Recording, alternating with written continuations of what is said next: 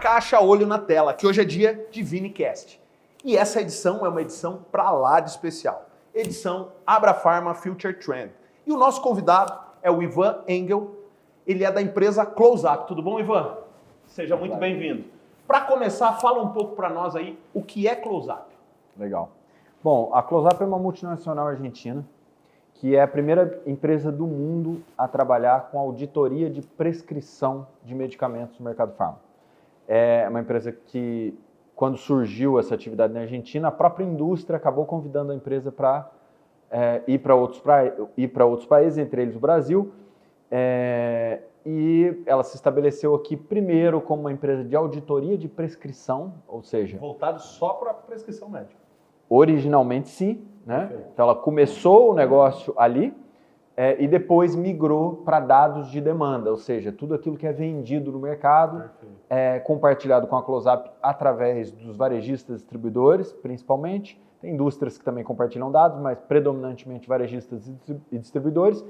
E a empresa registra os dados de venda também, dados dentro desses dados de venda, o preço de venda e diversas outras características relacionadas à demanda.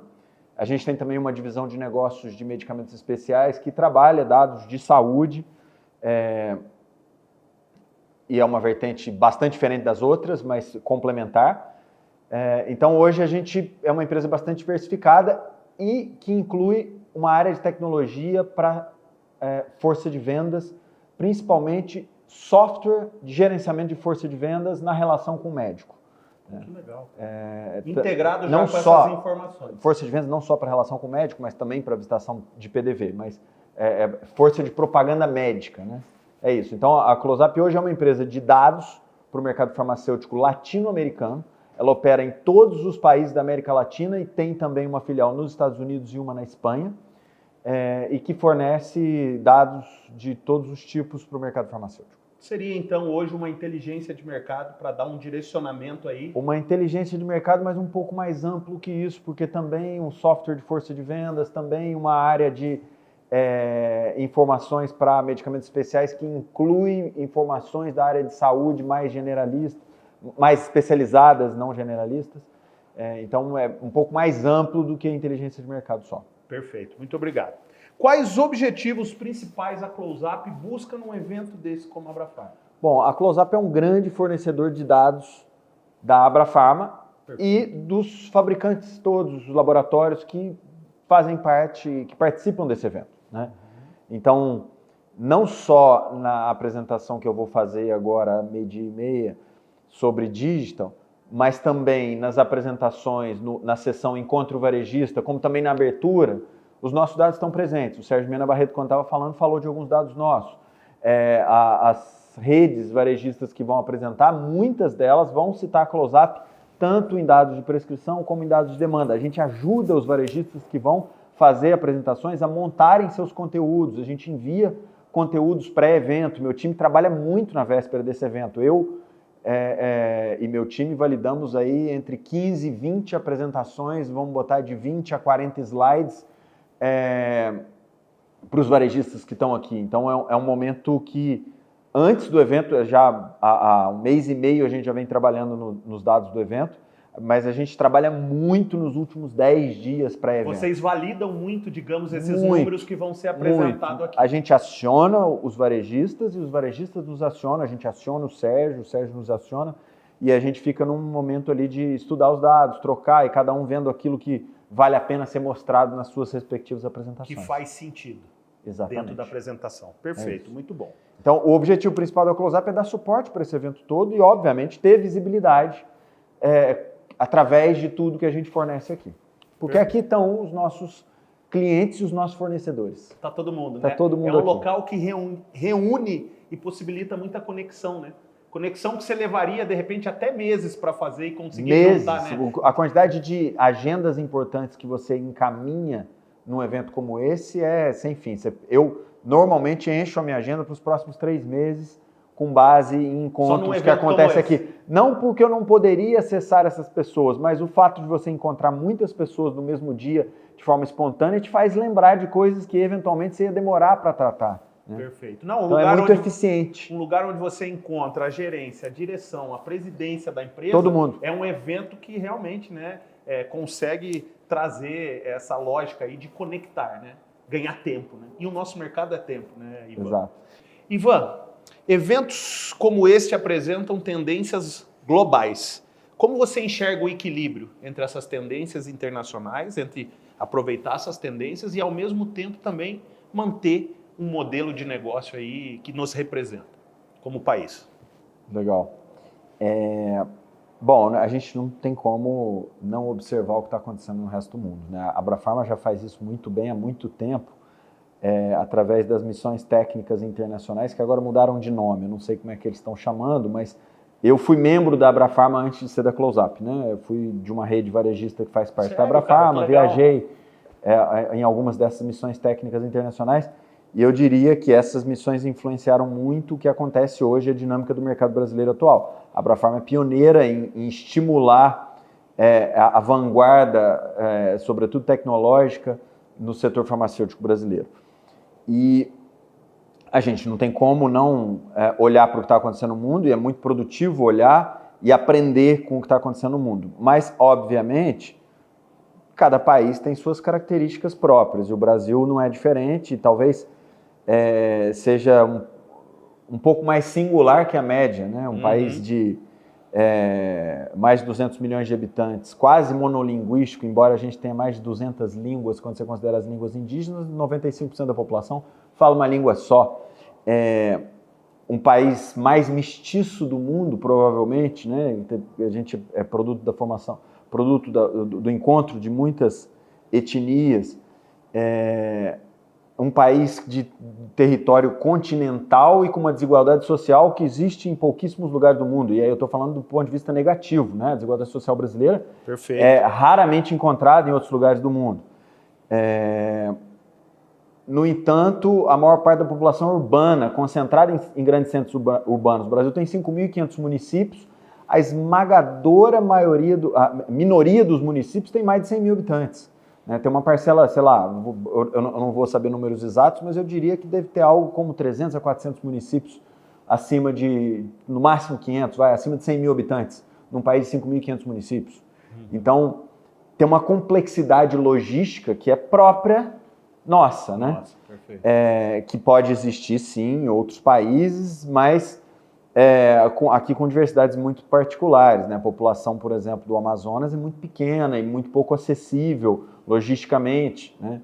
Então, digamos que são vários Brasil dentro do Brasil, né, São vários Brasis, não tenho dúvida disso. Quando a gente olha para o modelo de negócio, para os modelos de negócio de farmácia que tem no mundo, né? Por exemplo, a Europa regula muito o mercado farmacêutico. Pois é, eu ia falar disso. Lá é um modelo completamente diferente do nosso aqui, né? Totalmente diferente. Assim, varia por país, né? Inglaterra menos, mas outros países mais. Então, alguns lugares não pode ter rede.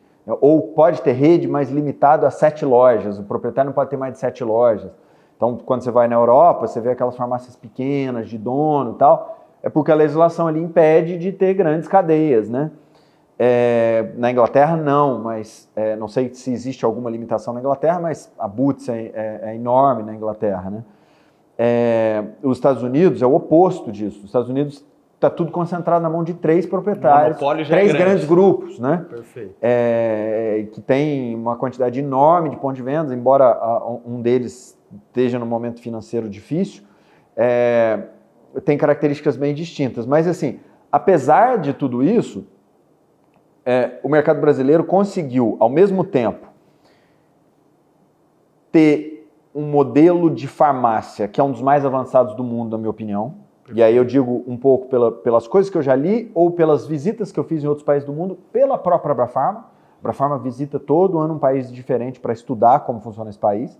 Então, as farmácias médias brasileiras são muito boas, principalmente as de redes, também as de associativistas. Claro que o independente não está no mesmo patamar, é uma pessoa sozinha ali tentando levantar um negócio, tem menos troca de conhecimento. Perfeito. E é o que acontece um pouco na Europa.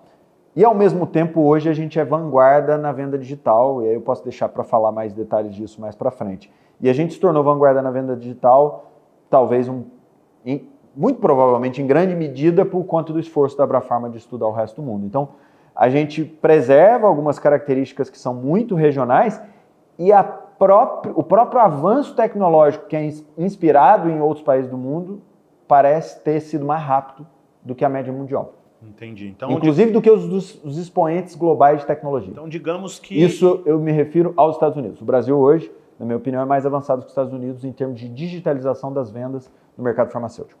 Perfeito. Podemos dizer, então, que a gente aproveita aquilo que é de melhor de cada região do mundo, traz aqui para o Brasil e vê se e casa com o nosso negócio. Eu não sei se é tão perfeito assim, mas eu diria que a gente aprendeu bastante com o resto do mundo. Eu citei a Abrafarma, mas hoje, se você olhar, outros grupos, né, a Febrafar, a Fecofar, a Abrafad, tem a própria Bradilan, que é a Associação de Distribuidores, tem estimulado os seus membros, através de eventos, a visitar outros países do mundo e a estudar também. Eu falo muito pela Abrafarma porque eu também fui membro da Abrafarma no passado e eu vivi isso, né? E hoje detém mais de 50% do mercado, né? Detém mais de 50% do mercado e é o maior player do mercado farmacêutico, né? E é o que ganha mais espaço no todo também. Mas o fato é que a gente conseguiu, de fato, aprender coisas que eram muito importantes. Por exemplo, ser vanguardista nas vendas digitais nos permite antecipar um movimento que os marketplaces fariam aqui no Brasil, como a Amazon ou o Mercado Livre, que apesar de não ser uma empresa americana, é uma empresa argentina, mas é a maior empresa da América Latina hoje, né? Os varejistas do mercado farmacêutico avançaram muito na digitalização antes desses players ganharem muito espaço. Não que eles não vão ganhar algum espaço, mas a vida deles não será fácil. Não, entendo. E aí, já que a gente entrou, né, nessa seara do digital, hoje a gente vê 3 níveis, né? O cara que não, digamos, não começou no digital, que está esperando alguma coisa, não sei o quê. Aquele que já viu que é tendência e foi. E o cara que já está antecipado, que é o caso da Abrafarma, né? Do pessoal que compõe a Abrafarma, que chega num número de até 18% da venda já pelo digital, né? Isso é um número muito expressivo e mostra uma tendência que, na minha opinião, não vai retroagir. Você acha que o digital nas farmácias, venda pelo digital, ele pode retroagir ou isso é um caminho sem volta? Eu acho que é um caminho sem volta. Na nossa medição, no último TRI, já superou 20% entre aqueles que informam a venda digital na Abrafarma. 20%. 20%. Teve um incentivo aí recente, que é alguns medicamentos de alto valor agregado de alta venda que criaram políticas para favorecer a venda digital, que acelerou isso no último trimestre. Muda um pouco o número porque o veículo é digital. Não necessariamente o cara queria comprar. Porque houve incentivos para que aquele produto fosse vendido digitalmente. Perfeito. Tem alguns segmentos, como dermocosmético e medicamentos para diabetes, que estão forçando um pouco mais a migração para a venda digital. Isso faz com que haja uma aceleração. Mas essa transformação, para mim, como eu falei antes, ela é um caminho sem volta. A gente não sabe onde ela vai chegar porque é muito difícil buscar referências no resto do mundo. Os Estados Unidos não avançou dessa forma. Entendi, porque nós já estamos ali na Se você pega os 2 maiores players dos Estados Unidos, são empresas de capital aberto, como no Brasil a Raia Drogasil, a PagMenos, a Nicei, a Panvel, a Demil. O Brasil tem várias empresas de capital aberto aqui que são membros da Abrafarma, e aí você pode entrar no site deles e ver os dados, né? Eles são os dados, são empresas públicas, porque são ações listadas na Bolsa de Valores, no Novo Mercado. Nos Estados Unidos, as 2 maiores também são de capital aberto. Então, você vai no site dela, tem menos detalhes sobre a venda digital do que você vai encontrar no site dos membros da Abrafarma aqui. E aí, o pouco que elas divulgam nos permite deduzir que a penetração da venda digital sobre a venda total deles é menor do que aqui no Brasil. E isso inclui a empresa inglesa, que é do grupo Alliance Boots, que também não detalha seus dados de venda digital. Então, a Europa tampouco tem redes de farmácia tão avançadas como o Brasil para investir de forma estruturada nisso. Pela característica né, do mercado. Exceto a Inglaterra, mas os outros países europeus não têm essa característica de ter redes por conta da regulamentação.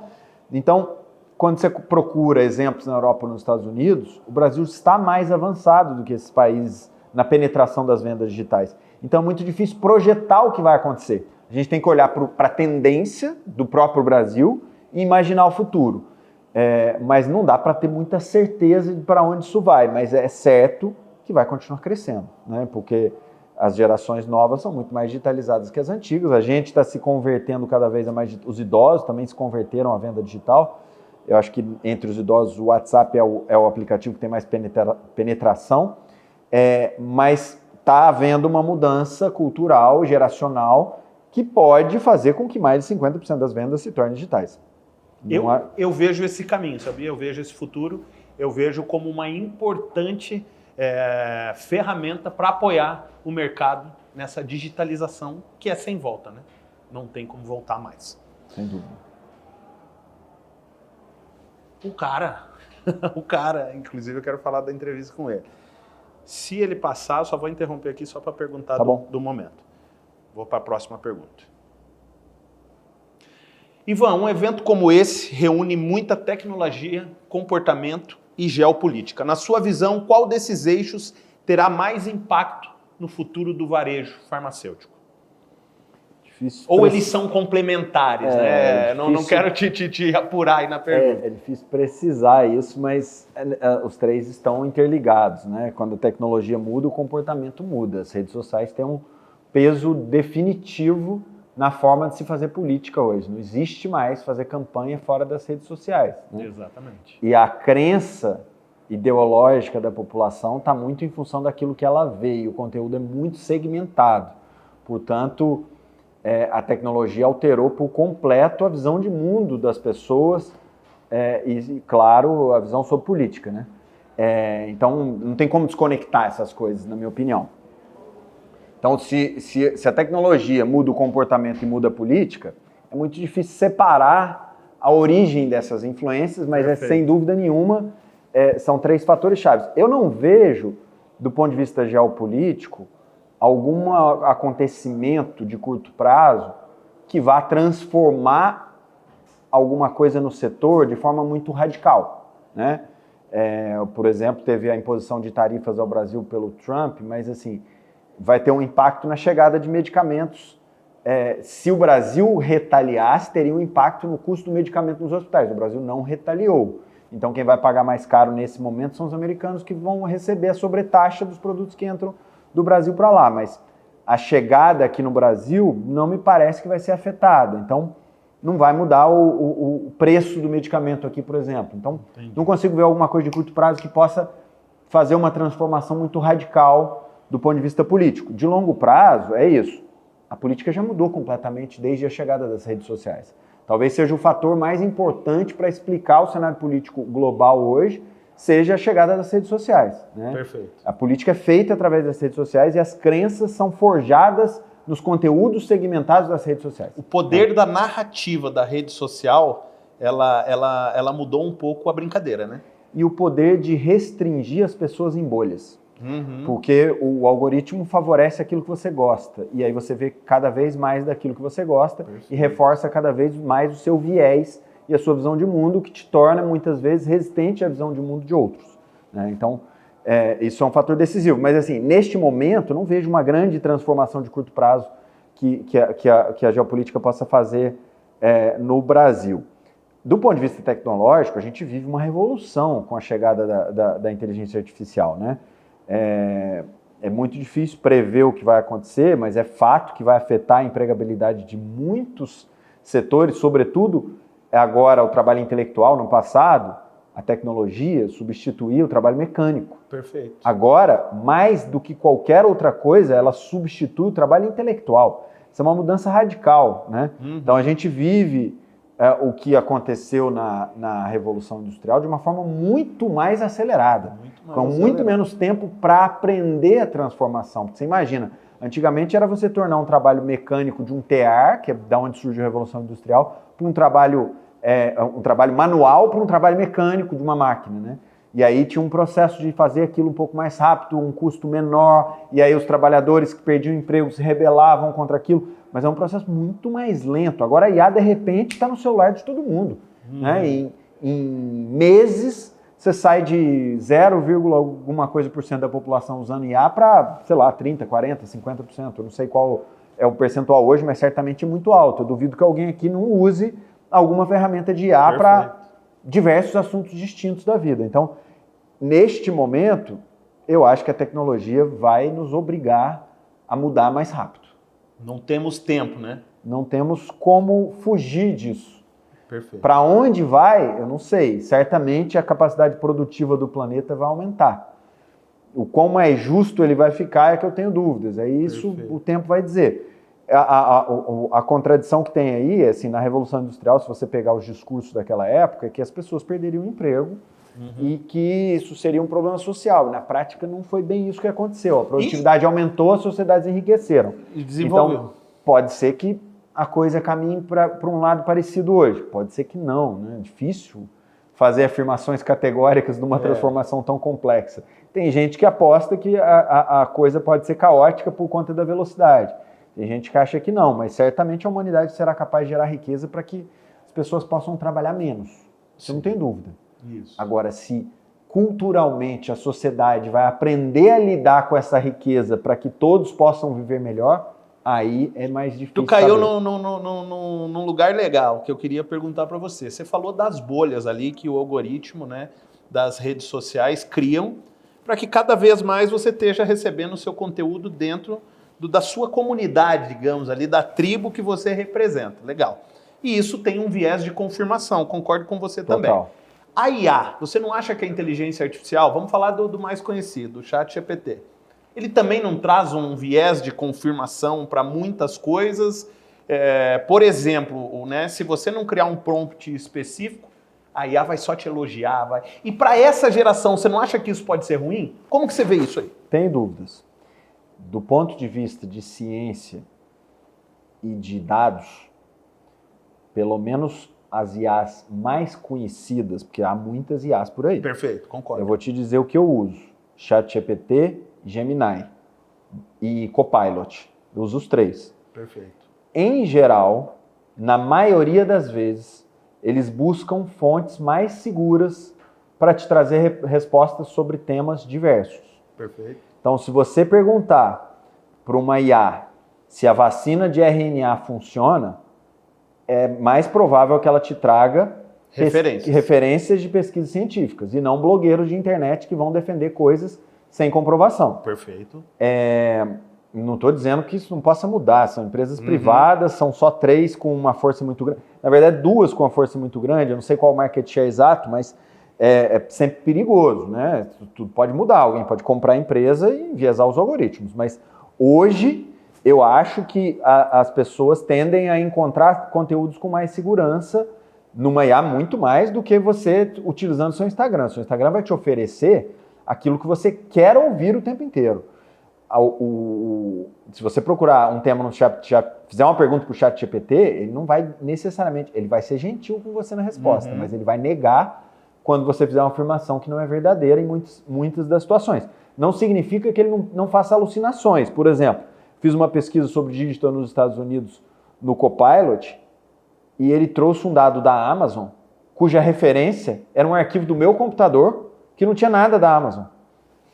E ele me deu uma resposta objetiva com aquilo, eu cliquei no link, eu checo os links de todas as respostas, fui na fonte. Eu falei, mas a fonte é uma apresentação que eu fiz para uma indústria que não tem nada da Amazon. Aí fiz outra vez, ele respondeu da mesma forma. Então, tem alucinação em IA. Às vezes ela responde coisas. Tem várias outras pessoas do meu meio que também já passaram por isso. Minha esposa é cientista, ela é doutora em antropologia, ela escreveu um artigo, e aí é muito eficiente escrever artigo científico com IA, porque você busca a ideia dos autores, o livro e a página e o parágrafo que tem a ver com o teu pensamento. Então ele encontra, traz a página, só que você tem que ir lá checar. Se é mesmo a página daquele livro. Ela encontrou uma citação que não estava na página. E aí ela questionou a IA por que ela respondeu uma citação que não existe na página. A IA respondeu, eu inventei isso. Perfeito. ChatGPT.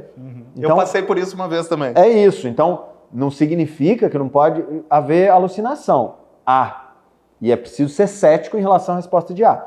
Mas eu acredito que é mais seguro do que buscar como a gente buscava no passado conteúdos. O Google também tem uma hierarquização de conteúdo, mas às vezes é por audiência. E aí, por audiência, aquilo que é ouvido ou assistido com mais frequência, nem sempre é aquilo que é mais seguro, né? Perfeito. as IAs me parecem que tem um pouco mais de cuidado na hora de hierarquizar o que ela vai trazer. Perfeito. Então, neste ponto, eu tenho um olhar mais otimista em relação às respostas que uma IA traz. Perfeito. E sobre uma questão, né, se a gente for analisar as próximas gerações, as gerações mais novas, né? Aí geração Z, Alpha, enfim, essa galera aí, analisando a inteligência artificial e toda essa overdose de informação que traz. Você acha que isso pode atrapalhar um pouco o desenvolvimento no sentido intelectual dos jovens? Por exemplo, já dizem que essa geração é a primeira geração que vem menos inteligente que os pais. Qual a responsabilidade da IA nisso, se é que tem? Estou pedindo tua opinião apenas. Eu vou falar minha opinião como cidadão leigo. Eu não sou um especialista para falar, não tenho credenciais para para determinar o que vai acontecer sobre esse assunto. Eu acredito que possa trazer problemas, mas pode ser que não. Assim, é muito difícil cravar isso, porque ao mesmo tempo que as pessoas podem se recusar a fazer contas complexas, né? Por exemplo, eu brinco de fazer trabalhos, de desenvolver coisas de marcenaria para minha casa mesmo, não para terceiros. Um hobby. Vou lá fazer algum móvel, eu falo, vou desenhar esse móvel, eu vou no marceneiro. Uhum. E aí eu tenho que fazer cálculo de densidade da madeira, porque eu fiz uma estrutura do lado externo da minha casa que cobre o sol e se movimenta e tal. Aí eu tive que fazer o cálculo de peso daquilo para ver que problemas estruturais podiam trazer, quantidade de madeira, para dar uma ideia para o serralheiro que ia parafusar aquela madeira e tal, testar quantos quilos ele tinha que testar, aí eu fui pesquisar a densidade de madeira e tal. Então eu tive que relembrar esses cálculos, pegar uma calculadora. Já estou usando calculadora. Se fosse no passado, a pessoa usa papel. Papel, né? Perfeito. E aí provavelmente alguém pensou, quando inventarem a calculadora, as pessoas vão deixar de raciocinar. Uhum. Entendeu? Vamos fazer uma analogia aí. Perfeito, muito legal o ponto que você traz. E aí eu uso uma calculadora financeira, mas faço contas lá de física, na prática. Eu não precisaria mais fazer isso. Eu digo para a IA qual a madeira, qual a especificação do tamanho de cada peça, falo o tamanho do quadro, quantidade de quadros, e manda ela calcular a densidade e o peso de cada quadro que eu vou fazer. Eu não preciso pegar cada fórmula, lembrar as fórmulas e fazer o cálculo. Eu gastei um tempo, fiz isso. Na verdade, eu acho que eu transferi para o Excel, porque como tinha muitas somas, eu falei, mais rápido fazer no Excel do que ficar na calculadora aqui. Então, hoje, eu precisaria me esforçar menos, raciocinar menos, relembrar menos as fórmulas de física, que obviamente eu não uso no cotidiano, e né, você vai ter que parar lá e relembrar isso. Então, realmente, me deu a oportunidade de ser mais preguiçoso na hora de encontrar determinadas informações e de desenvolver determinados tipos de raciocínio. No entanto, me dá a oportunidade de aprender muito mais rapidamente qualquer assunto e com muito mais segurança do que eu teria no passado. Né? Perfeito. Em segundos, eu consigo resumir uma quantidade absurda de informação. Mas seria aprender ou pedir para alguém resolver para você a partir do momento que você jogasse pela IA? Porque você foi no velho estilo campeiro, digamos assim. Deixa eu relembrar a conta, deixa eu fazer, né? Viver aquele momento, a ritualística. E será que se você fosse para a IA direto, você iria aprender? Ou você iria só terceirizar? Vamos refletir aqui. Neste caso, que eu estava fazendo um cálculo, provavelmente eu ia terceirizar. É mais rápido. Perfeito. Né?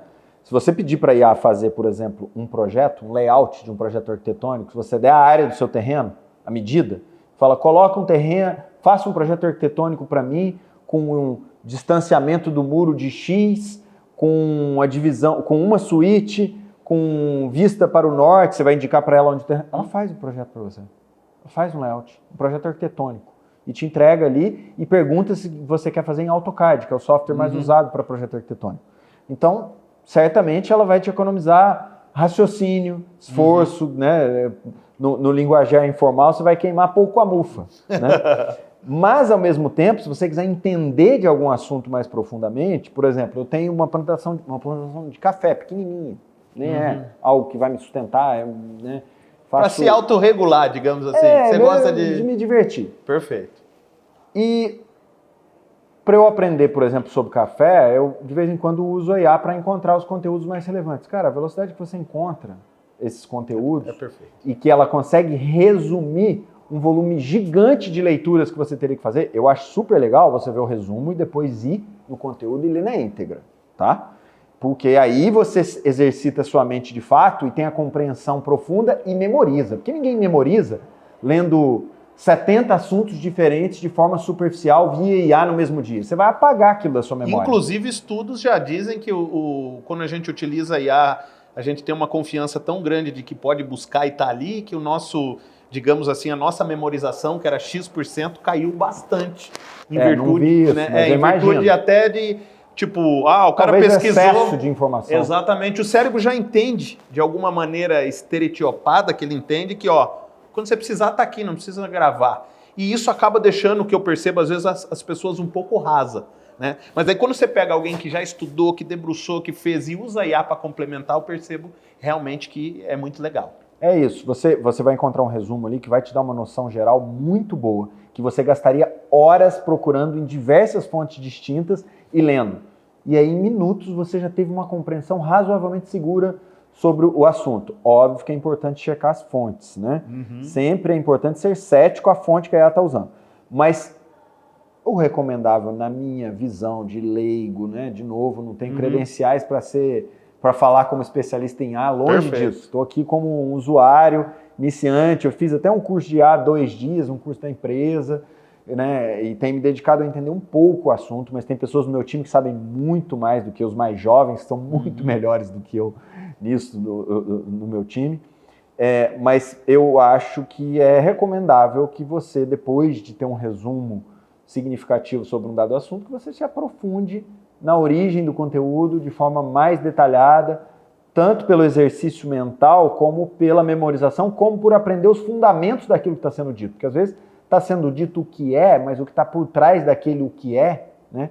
Que as coisas também mudam, né? As afirmações da própria ciência vão mudando ao longo do tempo, porque a ciência evolui. Você faz uma pesquisa, descobre uma coisa, tem um grau de segurança matemática X, no futuro você faz outra pesquisa que nega aquela anterior, tem um grau de segurança matemático maior, você fala, putz, o método que foi usado lá não era tão seguro assim, a amostra podia ter um viés. Enfim, a informação também muda. E entender o que está por trás daquela informação que foi gerada, daquela resposta super exata, aparentemente, que está ali, te faz ter capacidade de questionar aquele conteúdo. Então, eu, como usuário, eu imagino que isso seja importante, ir atrás do conteúdo detalhado depois de ter um belo resumo, que é o que saber para onde ir, né? Digamos assim. É isso. E talvez isso evite essa coisa de as pessoas ficarem, emburrecerem, digamos assim. Perfeito. Pode ser que isso não aconteça. Assim como provavelmente, como eu falei antes, quando inventaram a calculadora... Foi um exemplo muito bom. As pessoas talvez tenham pensado que ninguém ia fazer conta mais. Quando colocaram um computador, então, imagina, né? Ninguém vai ser inteligente mais, o computador vai fazer tudo para você. No entanto, agora a IA realmente está fazendo muita coisa para tudo, agora é um comando e realmente sai tudo mastigado. Você não precisa nem escrever, né? Você pode falar. Porque a capacidade de compreensão da tua fala dessas IAs é impressionante, né?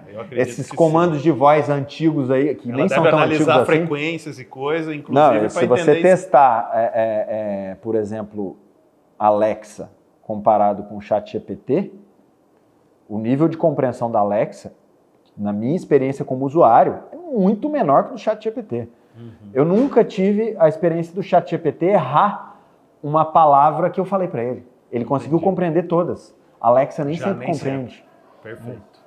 Ivan, agora eu quero saber um pouquinho mais de você, tá? E você me falou duas coisas que por acaso me colocou a pensar uma terceira coisa. Você comentou que você gosta de fazer alguns cálculos, ali mexer com marcenaria, correto? Você comentou da sua pequena plantação de café, que isso também me levou você para um lado mais artístico na minha concepção. Por acaso você é músico? Sou. Violão de cordas? Violão de cordas, nylon. Aliás. De nylon. De nylon? Ah, perfeito. Então essa veia aí, cara, esse cara aí tem... Fala para nós agora um pouquinho aí dos seus hobbies e disso aí, como tocar violão, como que você concilia isso com a sua vida e o quanto isso te ajuda a se autorregular para encarar essa pauleira aí do mercado. Eu acho perigoso qualquer pessoa que seja feliz com uma coisa só. Porque quando você não está indo bem naquilo que você faz, numa coisa específica, você fica triste. Então, quando você tem múltiplas atividades, se uma está indo não tão bem, você tem outra. Fantástico. Do ponto de vista mental, eu acho muito saudável você ter você depositar seu prazer em atividades distintas. Eu acho mais seguro.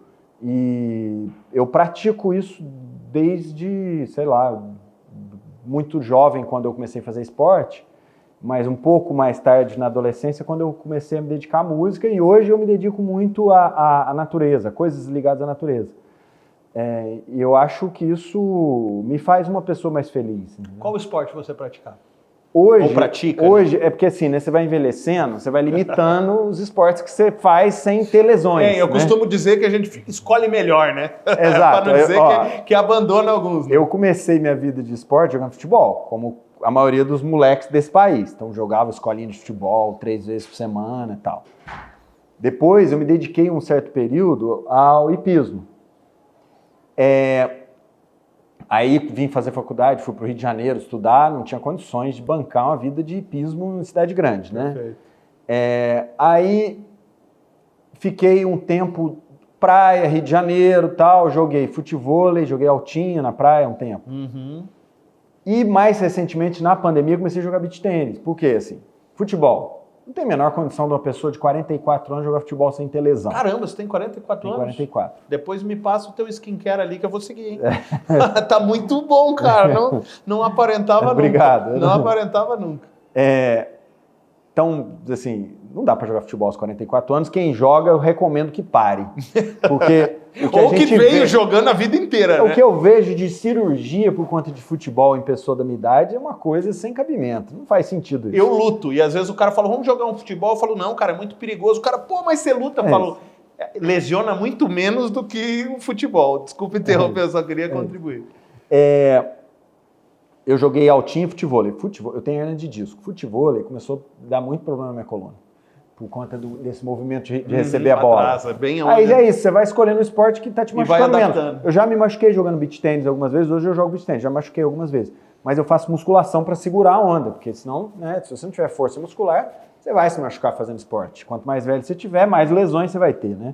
Então hoje eu pratico beach tênis como atividade esportiva. E eu toco violão, né? Então, violão eu toco quando eu estou em São Paulo, que eu vivo às vezes em São Paulo, às vezes no interior, não tem mais uma residência num lugar só, eu me dedico um pouco mais ao violão, porque no interior eu tenho cachorro, abelha, árvores e outras coisas para eu cuidar. Pé de café, tem que dar atenção para essas coisas. Show de bola. Eu também me arrisco num violãozinho, mais a guitarra, gosto de solar um pouquinho. Legal. E uma hora vamos fazer um som, hein? Legal. E agora a última pergunta para fechar o nosso quadro. Você foi muito abordado aqui na feira, a galera pedindo autógrafo para você pelo seu filme que está em cartaz? Que certamente já te falaram que você parece o Superman, cara. Eu tô olhando para você aqui, já ouviu isso, né? Cara, já aconteceu uma vez na vida isso. Então é segunda, velho. Eu falei, cara, e eu sou fisionomista. Falei, o cara parece o Superman. Se colocar um olho azul ali já era, só tirar o autógrafo. É comum isso ou não? Não, aconteceu uma vez. Eu fiquei surpreso e é a segunda vez que isso está acontecendo. Não, mas parece, eu vou te falar, sou fisionomista. E eu acho que eu estou olhando de vários ângulos. Faz tempo que eu falei, rapaz, a última pergunta vai ter que ser sobre a semelhança com o Superman. Ivan, brincadeiras à parte, quero agradecer a sua participação aqui, foi rica. Inclusive, eu vou ir lá na tua palestra, porque eu acho que assunto sobre inteligência artificial está em alta e é o momento, é uma necessidade conciliado, né, aos interesses de mercado. E parabéns pela grande companhia que você está aí, Close Up, que vem ajudando a dar um direcionamento. Eu acho que tem tudo a ver com Future Trend, né? Que é essas tendências de futuro que elas só vêm através do número, né? O número nos mostra o caminho, eu acredito. Muito obrigado pela participação e deixa um recado para a galera. Bom, queria agradecer o convite. Prazer conversar contigo, prazer conhecê-lo. Agradecer a Abrafarma também pelo convite, como eu estava falando antes, assim, esse evento é responsável em grande medida pelas transformações que acontecem no mercado farmacêutico brasileiro. A Abrafarma é muito vanguardista, né? 10 anos atrás eu estava no Vale do Silício pela Abrafarma, não à toa hoje mais de 20% das vendas da Abrafarma são feitas de forma digital. E a mesma coisa vale para a atenção à saúde, para a mudança no modelo de farmácia, para a farmácia ser um hub de saúde no país, para esse esforço que a Abrafarma vem fazendo há anos e que está acontecendo na prática. Então, eu enxergo o poder que isso daqui tem de fazer com que o nosso setor seja mais avançado, seja mais desenvolvido, cresça de forma saudável. E também tem uma coisa muito legal aqui que os membros são concorrentes no CNPJ e amigos no CPF, né? Aqui você faz muitos amigos, as pessoas são muito legais e todo mundo conhece todo mundo. Você vê aqui, acabaram de entrar, enquanto a gente falava, 2 concorrentes históricos, gigantescos aqui, que são grandes amigos, estão sempre juntos aí para lá e para cá e tal. E é muito legal o ambiente também. É isso. Muito obrigado. Beleza. Eu que agradeço.